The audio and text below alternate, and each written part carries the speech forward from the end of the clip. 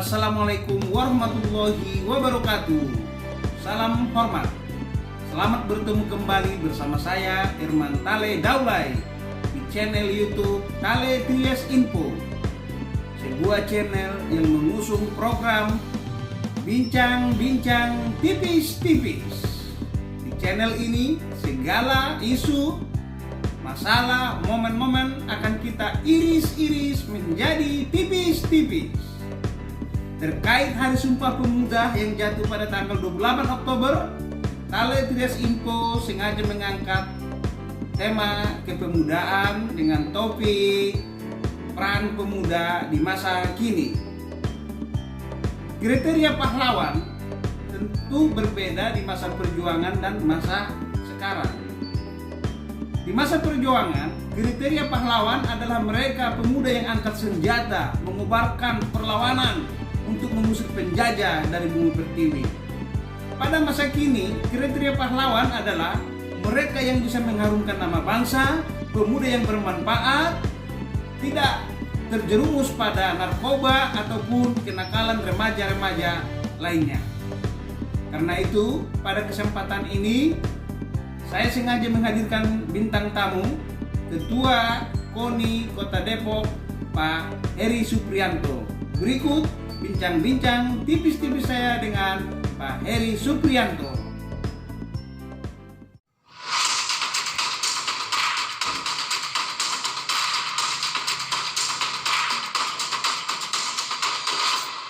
Sejauh mana Bapak memandang manfaat olahraga ini untuk mencegah anak-anak kita generasi ini tidak terjerumus pada kenakalan remaja seperti narkoba di Depok ini gimana?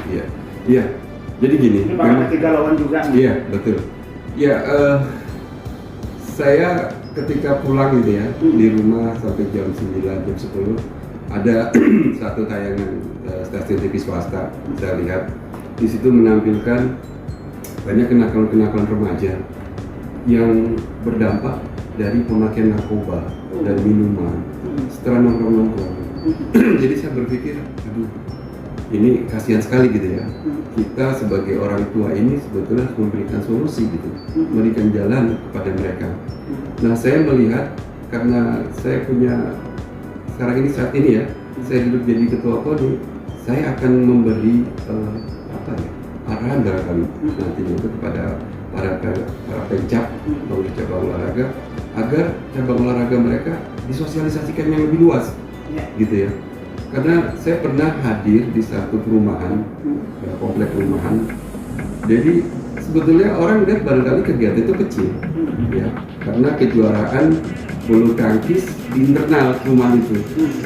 Yang saya dapat informasi di situ sekitar ada 250 kepala keluarga. Ya. Mereka mengadakan pertandingan, pesertanya banyak. Saya berpikir, ini pesertanya justru dari anak-anak. Saya bilang, waduh, walaupun saya belum lihat mereka bagus, belum saya lihat ya, karena memang hanya sekedar mereka mengadakan event itu dan di situ belum ada pelatihan, belum ada klub. Tetapi saya melihat anak-anak ini dengan semangat yang tinggi harus terselamatkan dia sampai nanti dewasa. Ya, saya berharap paling tidak kalau memang mereka ada yang berbakat segera diselamatkan untuk bisa masuk ke klub besar. Kalau seandainya tidak, paling tidak mereka ada satu kegiatan positif yang membuat mereka tuh tidak berpikir macam-macam di luar bagaimana dia menjadikan diri sehat, menjadi pinter dan menjadi dikenal banyak orang. Dan tubuh yang sehat dapat jiwa yang sehat. Nah, itu dia. Jadi saya melihat itu. Jadi mereka nggak tawuran. Betul. Betul. Dan saya melihat, oh ini memang harusnya kita para orang tua khususnya ya, apalagi yang diamanahkan untuk melakukan pembinaan para cabang olahraga, saya berpikir kita punya tanggung jawab. Ya. Kalau kita hanya baru bisa mengenalkan cabang olahraga itu di masyarakat lebih luas, itu hal yang baik, hal yang positif.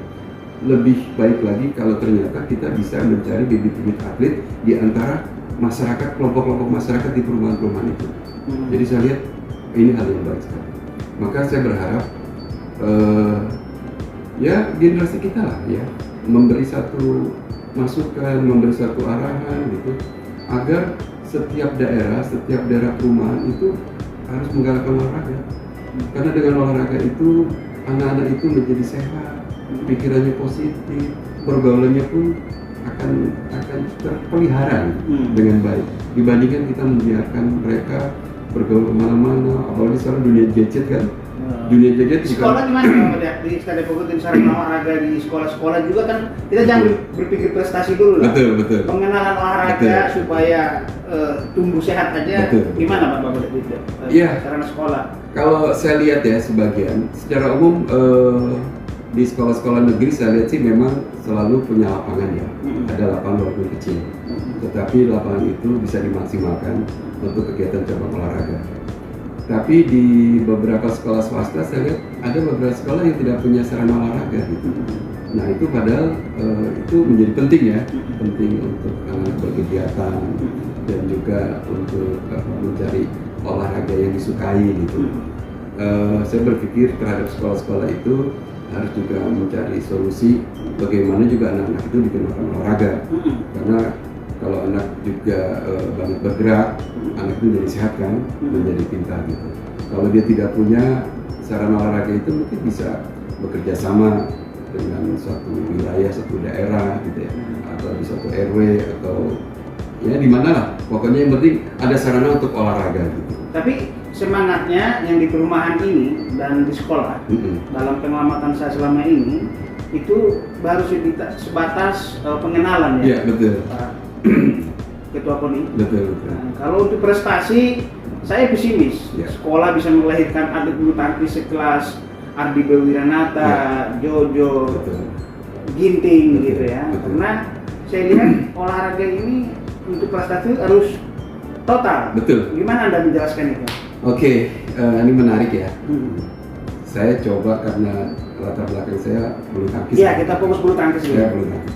Jadi benar apa yang disampaikan Abang tadi terkait dengan pesimis ketika kita berharap bahwa satu sekolah bisa melahirkan kasus prestasi, kecuali sekolah-sekolah yang khusus olahraga, kayak gitu ya. Memang benar, karena yang saya ketahui ya, untuk menjadi atlet yang profesional itu total mereka harus olahraga, gitu. Pendidikan bisa aja nomor 2. Harus memilih berarti. Harus memilih. Mau olahraga atau Betul. pendidikan, nggak bisa dua-duanya jalan, nggak bisa. Sangat sulit. Contoh di bulu tangkis latihannya gimana sih Pak? Nah. Coba cerita dulu supaya ini. Oke ya, jadi gini. Pengalaman Bapak dia Pak ditangkas ya? Ditangkas, jadi gini ya. Sekolah itu bagus untuk pengenalan cabang olahraga. Ya. Jadi menarik minat. Ya. Umpamanya di satu sekolah itu ada 300 atau 500 murid. Mungkin di situ ada bibit yang tersembunyi, yang belum tereksplor, belum terangkat. Belum. Dengan pengenalan cabang olahraga kepada mereka, nah mereka ketika akan suka, mereka akan masuk, akan mengikuti cabang olahraga tersebut. Ketika dia sudah nyaman dan dia merasakan bahwa saya bisa berprestasi, anak itu jangan hanya latihan di sekolah, akan kurang jam latihannya. Harus dibawa ke klub. Harus dibawa klub, kalau perlu klub yang besar. Nah saya katakan kenapa? Jadi kalau kita lihat sekarang ini ada namanya, kalau PBSI itu menyelenggarakan kejuaraan bulu tangkis Sirnas, sirkuit nasional. Sirkuit nasional itu mendekati, jadi atlet-atlet yang juara di situ mendekati atlet nasional kita, atlet pelatnas. Jadi jenjang udah kelihatan. Tapi sebelum sampai dia mengikuti Sirnas ini, tapi mereka harus mengikuti kejuaraan-kejuaraan dari tingkat kota, terus di tingkat provinsi, Porda gitu ya, Kejurda ya. dari Kejurkot. Berarti dapat Kejurkot dulu ya. Jadi nggak ujung-ujung langsung ke nasional nggak bisa. Sulit. Nggak bisa ya. Harus berarti ikut main tandem juara, masuk ke Jawa Barat, Bandung sana, baru ke nasional. Dia harus melewati kejuaraan itu ya. Betul. Untuk tingkat Sirnas ya, untuk kejurnas. Jadi saya ulangin. Kalau untuk kejuaraan resmi di bulu tangkis, kejuaraan resmi agenda PBSI itu kan ada di tingkat kejurkot atau kejurkot daerah ya, kota kabupaten, terus nanti dilanjutkan dari tingkat kota kabupaten itu naik ke provinsi atau daerah. Dari daerah itu nanti para juaranya mewakili untuk kejuaraan nasional atau kejurnas. Contohnya Apriani ya, dari Konawe dulu dia ya. Betul. Untuk menuju menuju Purnama aja jalan berapa kilo dulu, baru provinsi, baru nasional. Betul. Ya. Nah, jadi tadi kembali nih, kalau anak hanya latihan di sekolah, ekskul, paling banyak seminggu berapa kali? Iya. Dan yang dilatih kan juga banyak. Iya. Dan lingkungannya kan juga bukan anak-anak yang terbaik. Sementara di klub gimana? Kalau di klub itu, nah itu. Saya punya pengalaman ya, saya punya pengalaman dan beberapa teman juga pengalaman. Kenapa orang tua yang paham anaknya untuk bisa berprestasi, dia selalu mengirim anaknya itu untuk mengikuti di klub besar. Yang pertama, memang sarana prasarananya klub besar itu bagus. Dari segi pelatihnya, terus lapangannya juga udah nggak mikir-mikir, dia punya sendiri. Terus yang ketiga yang lebih penting sebetulnya sosialisasi di lingkungannya, karena biasanya di klub besar itu sudah melahirkan atlet-atlet nasional, bahkan atlet-atlet tingkat dunia, walaupun tingkat junior, apalagi yang senior. Kita lihat dari Jaya, dari Tangkas, dari Eksis, yang Mutiara Bandung, itu klub-klub besar. Jadi kalau umpamanya anak kita bisa masukkan situ, paling tidak dia bisa termotivasi, tertular prestasi yang bisa tertular, betul. Dia melihat kakak-kakaknya bisa juara, dia punya motivasi. Terus yang kedua, setiap di klub-klub besar itu memang atletnya ada pilihan, yang diterima juga nggak sembarangan. Seleksi. Jadi artinya dari segi kualitas persaingan itu hebat. Jadi ketika dia bisa lolos, dia bisa berprestasi di klubnya saja, itu sudah mengindikasikan dia sudah sekian persen, ya 70-80% akhirnya bisa terbaik di nasional. Tinggal ditentukan nanti di tingkat yang lebih tinggi lagi, Sirnas. Ya, Sirnas itu kejuaraan di beberapa daerah keliling ya. Karena itu menentukan poin untuk atlet. Jadi untuk menentukan ranking 1 di Indonesia itu berdasarkan hasil kejuaraan di Sirnas dan di Kejurnas. Oke, saya ini dulu Pak Ketua Komite. Penjelasan soal olahraga pala bulu tangkis ini harus total memilih antara bulu tangkis dan sekolah. Emang apa penjelasan itu? Jadi gini, kalau yang saya amati ya, memang umumnya atlet-atlet yang juara selama ini yang memang harus total. Dia nggak bisa lagi harus menyesuaikan dengan pendidikan dia yang secara normatif ya.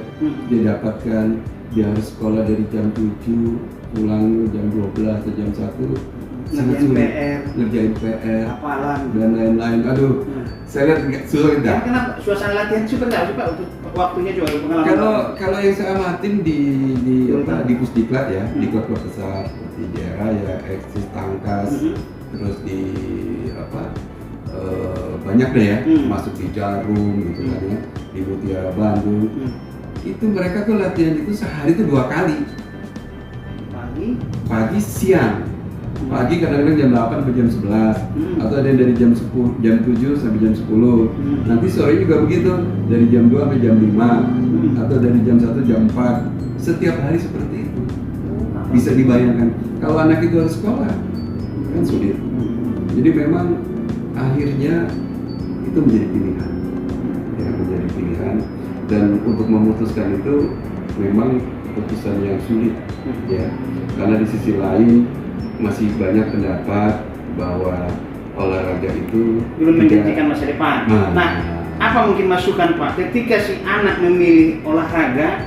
Betul. Bagaimana dengan kesejahteraan dari pembina, dari pemerintah dalam hal ini ya kan? Betul. Orang kan kenapa takut memilih olahraga? Kadang-kadang masa depan. Betul.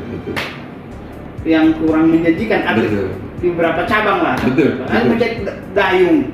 Bagaimana kita mau sejahtera di dayung? Bulu tangkis masih mending, mungkin masih ada kayak dayung, lempar lembing gitu, dan gimana? Iya, memang ini juga menjadi problem ya di kita ya.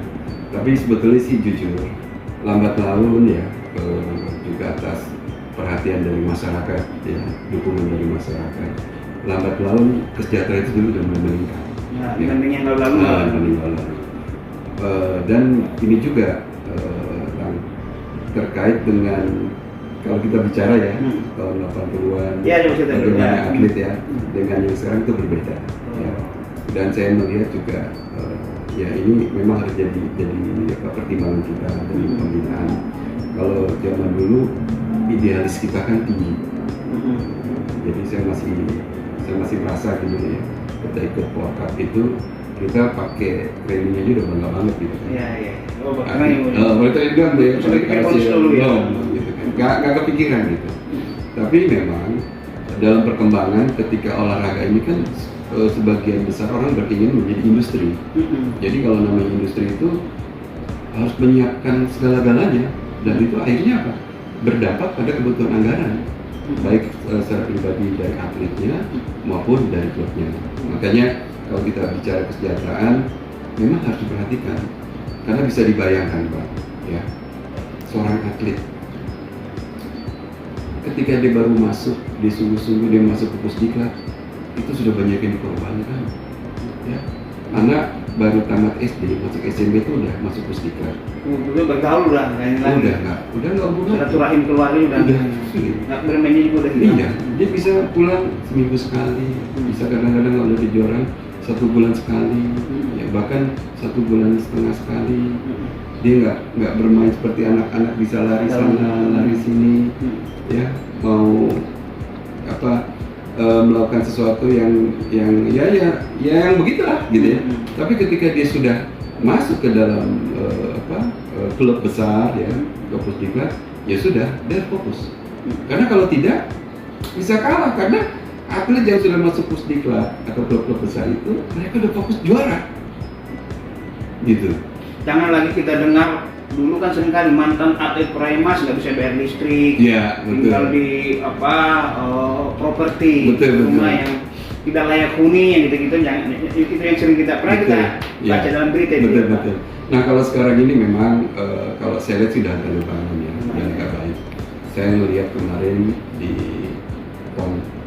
PON, saya belum tahu, tapi isu yang beredar seperti Papua terhadap atlet yang mendapat medali emas itu 1 miliar. Oh lumayan lah. 1 medali emas ya. Artinya udah ada penghargaan. Untuk daerah profesi tertentu, tetangga-tetangga kita ada mengatakan 1 medali emas 350 juta. Lumayan ya. Ini sisi terakhir nih Pak Ketua KONI Depok, Pak Hari Suprianto. Ya. Ini terus terang aja, bagaimana Anda melihat atlet bulu tangkis pada masa 80-an, 90-an, 2000-an. Tahun 90-an saya terakhir itu melihat secara heboh All Indonesian Final itu antara Ardi, B. Wiranata, Jumpalan Budi Kusuma 91 Olimpiade Barcelona. Betul. Sekarang ini jarang sekali saya melihat All Indonesian Final. Dengan juga malah habis eranya Jojo sama Ginting ini, ini Pito udah agak senior, umur 28. Nah ini gimana Pak menurut? Iya, jadi memang memperhatikan ya. Tetapi sebetulnya kita juga tidak bisa menyalahkan, ya, tidak bisa menyalahkan pembinaan di Indonesia gitu. Kalau tahun 80-an mungkin orang bahwa bulu tangkis itu masih berkiblat ke Indonesia. Indonesia. Ya, artinya kalau negara kiblat Indonesia, Malaysia, Cina. Kalau muncul lagi Jerman, muncul begitu Jepang, banyak ya. India malah. Nah, betul. Terus kalau ditanya apakah pembinanya tidak bagus, mungkin menurut saya bagus. Hanya yang perlu teman-teman ketahui bahwa olahraga itu, kemajuan olahraga itu tidak lepas dari sport science. Sport science. Sport science. Jadi apa itu sport science? Jadi ilmu olahraga ya. Dari ilmu olahraga itu kalau di Eropa, dunia Barat itu kan bahwa untuk merencanakan satu program itu analisisnya luar biasa. Semuanya dianalisis dipertimbangkan ya untuk mencapai peak performance sampai kapan. Segi fisik aja gimana keautomatisnya, gimana reaksinya, dan itu dengan ilmu-ilmu, dengan sains yang dia miliki, dengan teknologi yang dimiliki, itu bisa mengindikasikan atlet ini bisa berprestasi atau tidak. Berarti ilmu pengetahuan harus masuk ke dalam. Harus. Nah di Indonesia ini kan kadang saya masih ada, saya masih melihat ini juga memprihatinkan. Masih ada pelatih yang menerapkan latihannya itu dengan metode konvensional, metode yang pernah didapatkan pada tahun 80-an. Oh ya, Padahal- 5 tahun udah masuk Padahal eranya sudah berbeda. Iya. Jadi, adaptasinya ya. Olahraga itu selalu berkembang, Bang. Abang pernah lihat tahun 80-an zamannya Rudi Hartono, kita masih bisa melihat permainan indah ya. Ya, kalau kita lihat kemarin Excelsen sama Mapunto main, itu luar biasa. Speed, power, cepat. Kalau dulu kan enak. Kalau sekarang tidak. Nah, itu kan yang tanpa kita sadari sebetulnya bahwa sudah terjadi lompatan ya, perubahan besar bahwa olahraga seperti itu. Nah, artinya bahwa memang pelatih kita harus berkali seperti itu. Jadi sport science, saya sih berharap sebetulnya di klub besar itu harus dilakukan itu. Dan saya melihat memang beberapa kali dapat informasi dari teman-teman itu sudah dilakukan dan kita berharap. Nah, tadi saya bicara tentang sport science. Kenapa negara-negara Eropa, negara Barat, sekarang udah mulai maju-maju mereka? Karena itu. Jadi ketika mereka sudah menggeluti satu cabang olahraga, dia dengan sungguh-sungguh, dengan serius, dia menganalisa sampai dia berprestasi seperti apa. Itu udah profesional sekali kalau di sana gitu. Dan kita berharap kalau saya lihat dari Sirnas sebetulnya bibit kita banyak, bagus ya. Cuman bagaimana memaintain juga dari segi psikologisnya, ya. Jadi ini satu yang saya ingatkan. Saya ingatkan kepada teman-teman semua pembina, ya, para stakeholder. Saya katakan bahwa membangun olahraga itu, membangun prestasi olahraga itu berbeda dengan membangun sebuah gedung. Ya, kenapa? Kita membangun suatu gedung, ketika kita sudah membuat desainnya, kita mau bikin apa saja sesuai dengan kehendak hati kita bisa. Kenapa? Yang kita hadapi itu benda mati. Ada bata yang harus berbentuk lingkaran, kita potong-potong bisa. Sekehendak kita.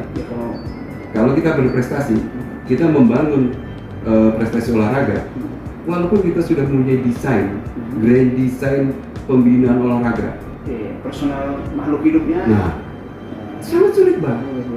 Keras, Betul, karakter, betul. Abang calon seorang atlet, saya harapkan, nah, orang penantang, betul, ngikutin. betul. Jadi artinya kalau bata itu ngikut aja dia. Betul. Kita mau bentuk kayak apa sih, bulat, tinggal kita, Bang, itu bulatnya, kita bentuk, cek mau apa bisa. Tapi membangun prestasi olahraga seorang atlet tidak mudah. Banyak komponen yang harus kita lengkapi dia. Tentang psikologisnya. Yang utama adalah apa? Membangun karakter. Jadi demikian pemirsa bincang-bincang tipis-tipis saya dengan Pak Heri Suprianto, Ketua KONI Depok, Jawa Barat. Assalamualaikum warahmatullahi wabarakatuh.